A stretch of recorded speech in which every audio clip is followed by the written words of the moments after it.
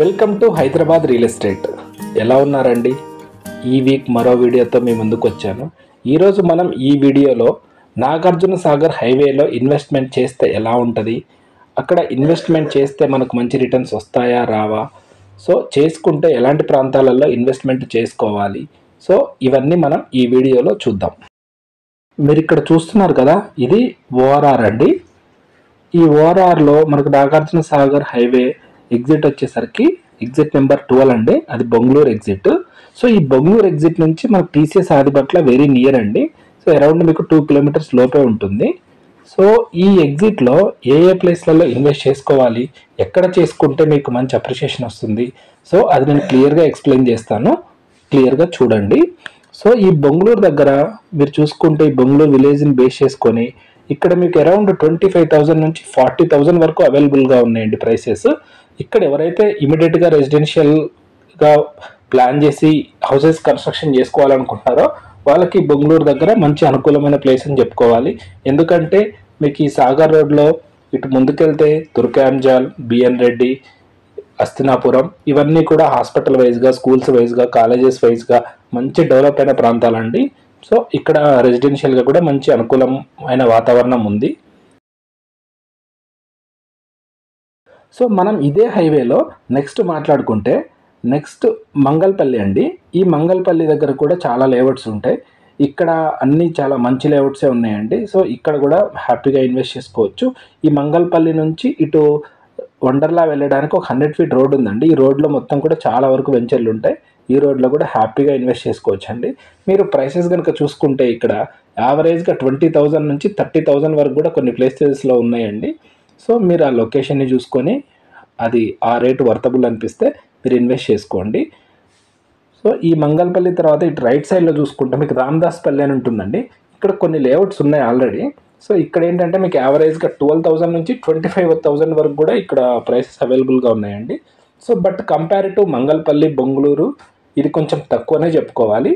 So Ramdas పల్లిలో invest చేయడం అంటే అది లాంగ్ టర్మ్ ఇన్వెస్ట్మెంట్ అని మైండ్లో పెట్టుకొని మాత్రమే చేయండి. సో ఈ 3 ప్లేసెస్ అయిపోయినాక మనకి నాగార్జున సాగర్ హైవేలో నెక్స్ట్ ప్లేస్ వచ్చేసరికి ఇబ్రహీంపట్నం అండి. ఈ మంగళపల్లి తర్వాత ఇబ్రహీంపట్నం వరకు కూడా మీకు ఆల్మోస్ట్ వెంచర్స్ ఎక్కడ కనపడవు. సో ఈ ఇబ్రహీంపట్నం బిఫోర్కు ఒక చెరువు వస్తుంది. ఆ లేక్ అయిపోయినమ్మటే మనకు ఊరు ఉంటుంది. ఆ ఊరు తర్వాత మనకు వెంచర్స్ స్టార్ట్ అవుతాయి. సో ఇక్కడ మీకు కనిపిస్తుంది కదండి, ఇది గురునానక్ ఇన్స్టిట్యూట్ అండి.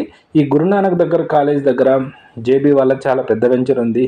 అలాగే ఎన్ఆర్ఐ అని ఇలా చాలా సో మెనీ వెంచర్స్ ఉన్నాయండి. సో ఇక్కడ ఏంటంటే ఇక్కడ మీకు కనిపిస్తున్న ఆగాపల్లి వరకు హ్యాపీగా ఇన్వెస్ట్ చేసుకోవచ్చు అండి. ప్రైసెస్ చూసుకుంటే ఒక్కొక్క వెంచర్లో ఒక్కొక్క లాగా ఉందండి ఇక్కడ.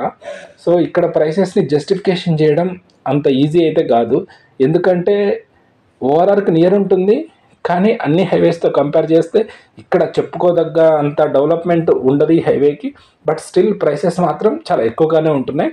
అందుకనే ఈ హైవేలో ఇన్వెస్ట్ చేసేటప్పుడు కొంచెం జాగ్రత్తగా చేయండి. పర్టికులర్గా ఎవరైనా ఈ హైవేలోనే చేయాలనుకున్న వాళ్ళు ఇక్కడ ఆగపల్లి వరకు ఓకే అండి, డీసెంట్ రిటర్న్స్ అయితే వస్తాయి. సో ఈ ఆగపల్లి వరకు కూడా మీరు ప్రైసెస్ చూసుకుంటే ఇబ్రహీంపట్నం నుంచి ఆగపల్లి వరకు హైవేలో అయితే మీకు అరౌండ్ 20+ ఉందండి. కొన్ని వెంచర్స్లలో 18కి అలా కూడా దొరుకుతున్నాయి. అదే మీరు ఈ హైవే నుంచి 1 కిలోమీటర్ లెఫ్ట్ రైట్లో చూసుకుంటే కనుక 10,000 నుంచి 15,000 లోపే మీకు ప్లాట్స్ అవైలబుల్గా దొరుకుతున్నాయండి. ఈ మధ్య చాలా కొత్తగా హెచ్ఎండిఏ వెంచర్స్ కూడా చాలా వచ్చాయి. నెక్స్ట్ ఈ గుంగల్ తర్వాత యాచారం ఇక్కడ వరకు కూడా చాలా లేఅవుట్స్ ఉన్నాయండి. సో ఈ యాచారం అనేది ఏంటంటే ఈ మీర్ఖాన్పేట మీదుగా ఇలా యాచారం వస్తుంది కదా, ఒక 200 ఫీట్ రోడ్డు శ్రీశైలం హైవే నుంచి 22 కిలోమీటర్ స్ట్రెచ్. సో ఈ రోడ్డుని బేస్ చేసుకొని నంది వనపర్తి ఇక్కడ నజ్దిక్ సింగారం ఉంటుందండి. ఈ నజ్దిక్ సింగారం ఈ ఏరియాలలో అనేకమైన లేఅవుట్లు అండి ప్యూర్లీ ఫార్మాసిటీని బేస్ చేసుకొని వేశారు. సో కాకపోతే ఈ యాచారం దగ్గర ఇన్వెస్ట్మెంట్ అనేది లాంగ్ టర్మ్ అనే చెప్పుకోవాలి. యాచారం దగ్గర ఇన్వెస్ట్ చేయాలనుకుంటే మీకు ఏదైనా ఒక 10,000 లోపు ప్లాట్లు ఏమన్నా దొరికి లాంగ్ టర్మ్ కోసం చూసే వాళ్ళకైతే ఈ యాచారం ఓకే అండి. అదే యాచారం దగ్గర హైవేకి ఉన్నాయనుకోండి, హ్యాపీగా ఇన్వెస్ట్ చేసుకోండి. హైవేకి అయితే ఎటువంటి ప్రాబ్లం ఉండదు.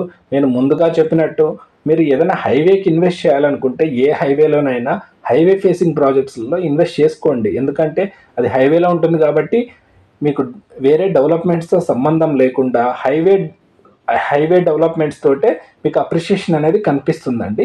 ఈ యాచారం తర్వాత ఈ తక్కల్లపల్లి మాల్ తర్వాత కూడా చాలా వెంచర్లు వేస్తున్నారు. ఇక్కడ కూడా చాలా ఫామ్ ల్యాండ్లు అని, నార్మల్గా డిటీసీపీ లేఅవుట్స్ అని చాలా ఉన్నాయండి.